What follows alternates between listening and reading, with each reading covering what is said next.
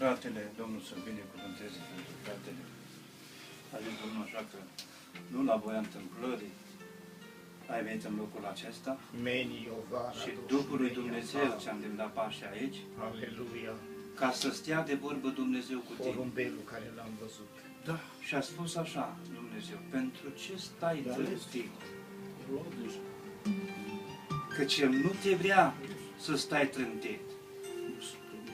Oare nu cunoaște El inima ta? Cunoaște suferința ta și era vorba de suferința duhovnicească din trupul tău?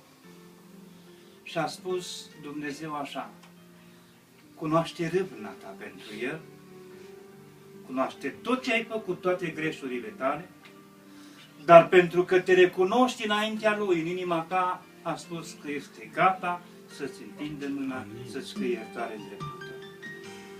Și a spus așa, întoarce-te de grab. Ți-a dat 2 talante ca să lucrezi cu ele.